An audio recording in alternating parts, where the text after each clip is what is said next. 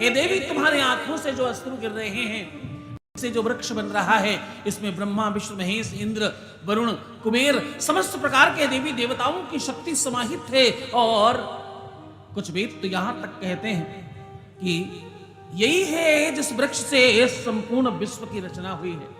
इसमें नक्शा है, इसमें नेविगेशन है, इसमें ब्रह्मांड से संवाद स्थापित करने की क्षमता है। इसलिए परमपिता परमात्मा देवादिदेव महादेव के ऊपर से स्पर्श करके चढ़ाया जाता है और इसे चढ़ाने से भगवान शंकर सबसे ज्यादा जल्दी प्रसन्न हो जाते हैं।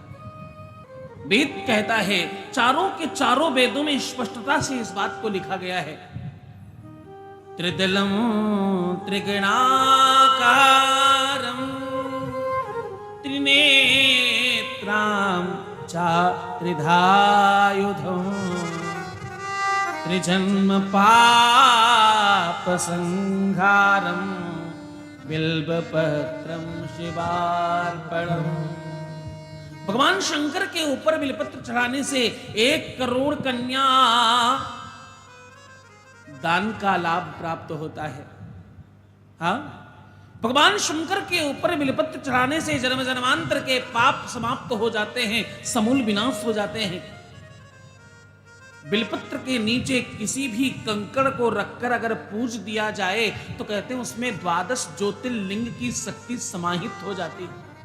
हाँ, किसी भी मनोरथ के साथ तुम बिल्वपत्र के पेड़ के नीचे की मिट्टी उठाकर शिवलिंग बनाकर आप अभिषेक कर उसे विसर्जित कर दीजिए। ऐसा करते ही आपका मनोरथ 24 घंटे के अंदर पूर्ण हो जाएगा। बिल्वपत्र का वृक्ष अपने आप में सिद्ध है। और एक बात कहूं, बिल्वपत्र कहते हैं, बिल्वपत्र ही एक ऐसा वृक्ष है जिसे बहुत ज्यादा पानी और बहुत ज्यादा ऑक्सीजन, बहुत ज्यादा हवा और दुनियादारी की कोई खास आवश्यकता नहीं पड़ती। कहते हैं ब्रह्मांड से जुड़ा हुआ है और उसमें अमृत के तत्व हैं। ऐसे विश्व की कोई बीमारी नहीं है जिसे बिल्वपत्र खाने से, बिल्वपत्र का चूर्ण लेने से वो बीमारी दूर न हो जाती हो। ऐसा कोई बीमारी नहीं, ऐसी कोई बीमारी नहीं जो बिल्वपत्र से ठीक न हो जाती हो। और ऐसी कोई साधना नहीं जो बिल्वपत्र के वृक्ष के नीचे बैठकर की जाए वो संपूर्ण नहीं हो जाती हो। हाँ, आप कितने सौभाग्यशाली हैं सब के सब। आपको पता है, पहली बार पांडाल के अंदर बिल्वपत्र के वृक्ष के नीचे बैठकर तुम कथा श्रवण कर रहे हो। हाँ, पांडाल के अंदर जो वृक्ष है वो बिल्वपत्र है और इस बिल्वपत्र के वृक्ष के नीचे बैठकर उसकी छांव में, उसकी जड़ में बैठकर, अब तुम छांव का मतलब वो गांव वाली भाषा न समझना जहां जहां पत्ती दिख रही। बिल्वपत्र के वृक्ष के आधा किलोमीटर की सराउंडिंग में उसकी छांव मानी जाती है। केवल जहां धूप की छांव लग रही है उतनी भर छांव नहीं होती। हाँ, पृथ्वी के कारण सूर्य घूमता है, जब इधर जाएगा तो परछाई उधर जाएगी, जब उस तरफ सूर्य जाएगा तो इसकी परछाई इस तरफ आएगी। ये चारों तरफ इसका प्रभाव है। ऐसा मानकर जितनी दूर तुम बैठे हो बिल्वपत्र से उतनी दूर हम भी बैठे, तो हमें बिल्कुल वैसा ही आनंद है।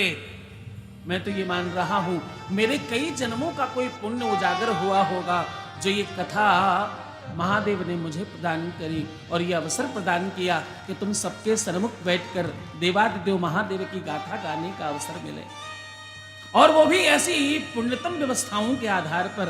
हाँ, पंच पल्लव एक साथ अगर 5 महान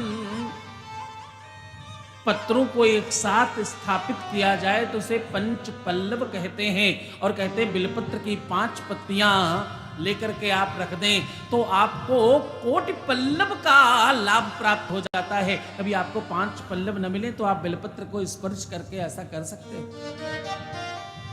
बिल्वपत्र की महानता अद्भुत है। महादेव के पूजन में, परमात्मा शंकर शंभु के पूजन में बिल्वपत्र की जितनी विशेषता है, बिल्वपत्र की जितनी महानता है और इसकी जितनी ज्यादा आवश्यकता है उतना दूसरे किसी चीज की आवश्यकता नहीं है। ये पत्र पुष्प आपके पास कुछ भी ना हो, केवल बिल्वपत्र और 1 लोटा जल अगर आपके हाथ में है तो महादेव को प्रसन्न करने का साधन आपके पास है, ऐसा मान लेना।